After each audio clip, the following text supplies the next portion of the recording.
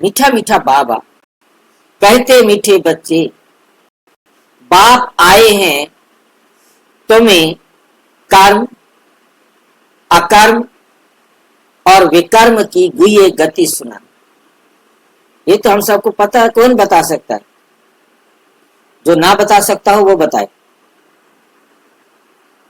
है कोई ऐसा जिसको नहीं पता? भाई जी, हाँ जी। हम जब परम धाम से आते हैं, जो कुछ करते हैं वो हमारे कर्म। अच्छा। सभी आत्माओं से आत्मा समझकर करना, ये अकर्म का खाता। और कोई दुख दे रहा है, हम दुखी हो जाते हैं तो विकर्म बन जाते हैं। और कोई सुना सकता है? आत्मा समझ के किए हुए कर्म अकर्म, आत्मा की विस्मृति में किए हुए कर्म विकर्म। कर्म फिर परम धाम से आने के बाद आत्मा जो कुछ भी करती है वो कर्म में आ जाती है। आत्मा परम धाम से आती है इस कर्म क्षेत्र, क्योंकि ये संसार है कर्म क्षेत्र, और कर्म क्षेत्र में आएगी तो कर्म किए बिना रह नहीं सकती। और वो कर्म दो ही प्रकार से कर सकती है, चाहे वो स्थूल शरीर में, क्योंकि उसके पास शरीर दो होते हैं, चाहे वो सूक्ष्म शरीर हो, चाहे उसके पास स्थूल शरीर। दोनों शरीर से उसे कर्म करना ही होता है। कर्म किए बिना वो आत्मा इस संसार में आए और रह नहीं सकती। कर्म दो प्रकार के, एक है अकर्म और दूसरा है विकर्म। आत्मा समझ कर किए गए कर्म अकर्म और आत्म विस्मृति में किए गए कर्म विकर्म। अकर्म का पाठ किस समय तक चलता है? अकर्म का पाठ कब से कब तक होता है और विकर्म का पाठ कब से कब तक होता है?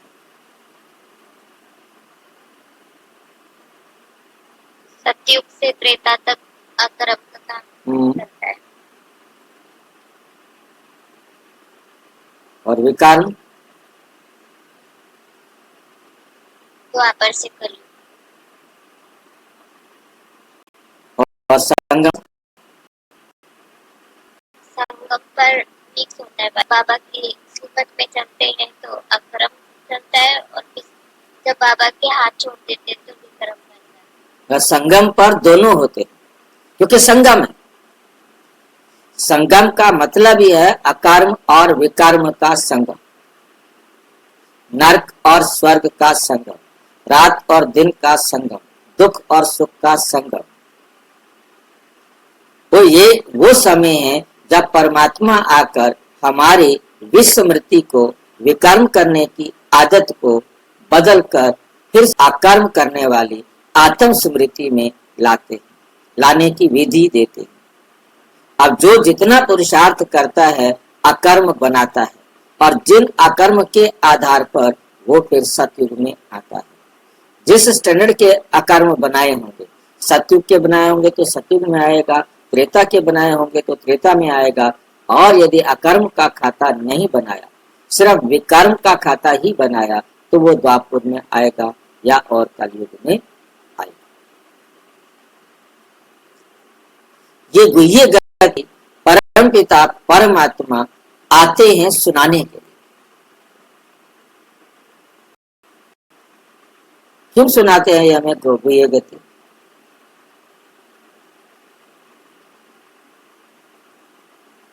क्यों सुनाते हैं हमें गुह्य गति?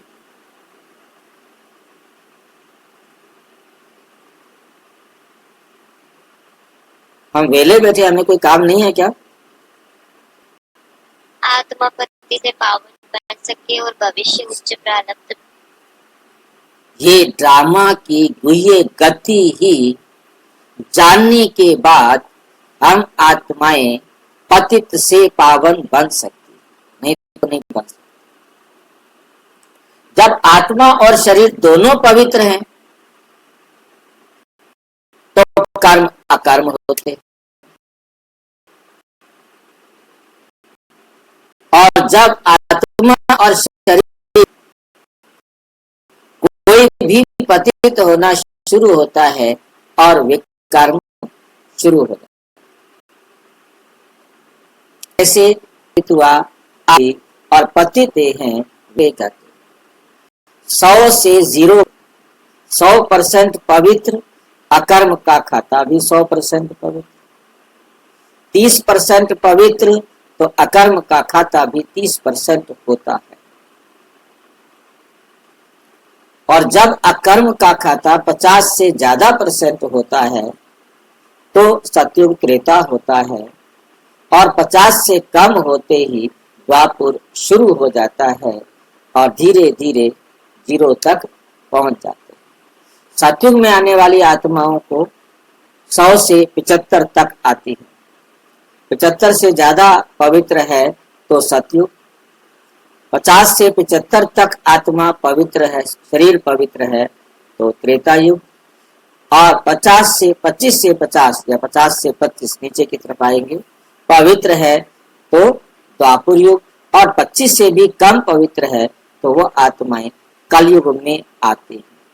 आत्माओं के आने का नियम हमें समझ में आ गया, जितनी पावन उतनी पहले, जितनी पतित उतनी देर से।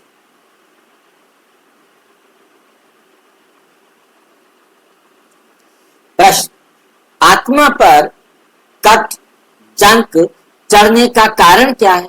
क्यों जंक लग जाती है आत्मा को? तो उसकी निशानी भी क्या होगी?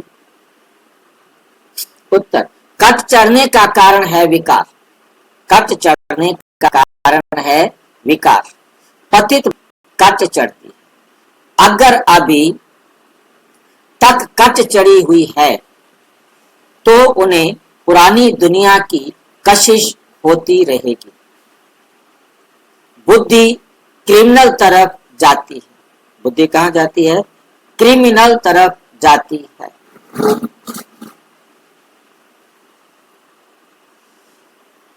याद में रह नहीं सके, क्योंकि जितना आत्मा पतित होती जाएगी उसकी आंखें क्रिमिनल होती जाएंगी। आंखें क्रिमिनल नहीं होती हैं, क्या करें बताओ?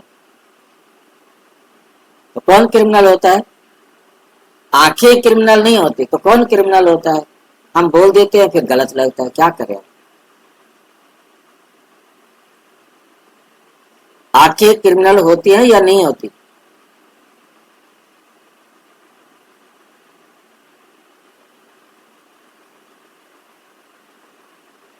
आंखें क्रिमिनल होती हैं या नहीं? बताते नहीं, पता नहीं है। आंखें कभी भी क्रिमिनल नहीं होती। आंखें कभी क्रिमिनल नहीं होती। कौन क्रिमिनल होता है? यदि आंखें क्रिमिनल नहीं होती तो कौन क्रिमिनल होता है? आत्मा। हाँ जी, आत्मा। आत्मा में अपवित्र होने वाली क्या बात है? क्रिमिनल होने वाली क्या बात है? आत्मा में जो जानकारी है हाँ जी, भाई जी, वो आत्मा के पास जैसी जानकारी है वो उसकी जानकारी के हिसाब से वो देखती है। उसकी जानकारी गलत है या राइट है उसके ऊपर उसकी देखने की दृष्टि होती है। जानकारी का संबंध मन के साथ है। मन ने जानकारी बुद्धि को देनी है। हमारी वृत्ति पर होता है सारा काम। वृत्ति किसे कहते हैं? जो हमारे टोटल संस्कार है उन सब का परिणाम वृत्ति होता है। आत्मा का जो संस्कार है वो जैसी होंगे वैसी वृत्ति होगी। जैसी वृत्ति होगी उस वृत्ति के आधार पर हमारी दृष्टि और कृति होती है। कृति में दोनों ही आते हैं, चाहे हम बोले वो भी कृति है, चाहे हमारा देखना हो वो भी कृति है, चाहे हमारा सुनना हो वो भी कृति है, या हमारे शरीर के किसी भी अंग से कोई भी कर्म होता है वो कृति। और हमारी हर कृति, हाँ जी भाई जी, कोई सामने से व्यक्ति आ रहा है और मुझे हमें जानकारी नहीं है, हम उसको देखेंगे कैसे? देखेंगे उसको हम सीधा देखेंगे नए आदमी के जैसा। हमको किसी ने जानकारी दी कि वो सामने वाला आदमी आ रहा है ना, वो बहुत चोर है, तो वो चोर रखने से आपका बाकी संभाल के रखो, आपके पास आएगा ना तो चोरी करके जाएगा, तो फिर हम देखने की दृष्टि बदल जाएगी। ये हमारा जानकारी हमारी जो भी पहले हमें ज्ञान हम लेते हैं, हम बुद्धि को स्वीकार करा लेते हैं और उसकी एक फाइल बन जाती है। फाइल बनना माना संस्कार। हमने उस आत्मा के प्रति जो अनुभव है, जो अध्ययन है, और उसे बुद्धि ने स्वीकार करके दे दिया, ये चोर है, ये ईमानदार है, ये अपना है, ये पराया है, इसके साथ हमारी क्या लिमिट्स है, इसके साथ हमारी क्या लिमिट्स है, ये बुद्धि ने कानून पास करके संस्कार बनाए हुए। जिस आत्मा के प्रति पहले पहले आया था तो हमारी की आदत, वही व्यक्ति बाद में आया, फिर हमें जानकारी मिली, फिर वो जानकारी के हिसाब से इसी को ही संस्कार कहा जाता है। जब तक बुद्धि ने कानून पास नहीं किया तब तक उसे हम संस्कार नहीं कहते। संस्कार बनता है बुद्धि के द्वारा स्वीकार करना और अपने पास कानून पास कर देना कि ये भी जब भी आए समझ लेना है ये हमारे बहुत अच्छे मित्र हैं, ये हमारा भला करने वाले हैं, हमने इनके लिए जो भी कहेंगे वो हम इनका कहना। और जिसके द्वारा हमने लिख दिया, हमने कानून पास कर दिया कि इसको हमने कोई सहयोग नहीं देना, ये हमारे दुश्मन है, ये हमारे सहयोग के पात्र नहीं। तो जो कानून हमने पास किया संस्कार कहा जाता है। ऐसे बाबा ने हमें आके जानकारी दे दी है कि सभी आत्माएं एकदम प्योर है, अच्छी है, उनमें कोई दोष नहीं, उनके अंदर जो दाग लगा है, उनके अंदर जो कट चढ़ी है, वो कट को मत देखो, सिर्फ आत्मा को देखो बोला। जब तक हम ये कानून बुद्धि के द्वारा स्वीकार नहीं कर लेंगे तब तक हम सबको आत्मिक दृष्टि से नहीं देखेंगे। यही सारी पढ़ाई है। संस्कार तो यही बनाना है ना कि परमात्मा ने आकर हमें समझाया कि तुम सब आत्माएं मेरी संतान हो। इस समय मेरी संतान भी तुम इसलिए हो कि तुमको मैंने अडॉप्ट किया है और मैं तुम सबको सत्य ज्ञान दे रहा हूँ, जिस सत्य ज्ञान के आधार पर आप सबके प्रति समान दृष्टि से व्यवहार कर सकेंगे, स्थापना कर सकेंगे। समान दृष्टि से सबके साथ व्यवहार करना ही हमारा नियम है।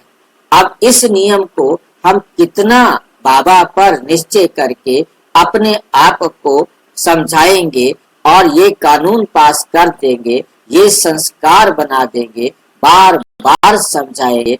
जब तक ये संस्कार नहीं बन जाता तब तक हम मन करते रहेंगे, संस्कार बन जाएगा। जैसा संस्कार बनेगा उसी आधार पर हम उस समय इस व्यवहार करने के लिए आएंगे। 100% हमारी वृत्ति पवित्र बन गई तो हम सतयुग के आदि में आएंगे। जितना कम बनी उतना लेट आएंगे। हाँ जी, वृत्ति से ही मन एक्टिवेट होता है। हाँ जी, वृत्ति से ही मन एक्टिवेट होता है। एक्टिवेट किससे होता है? वृत्ति से ही क्या मन एक्टिवेट होता है? वृत्ति ही हमारे मन जो है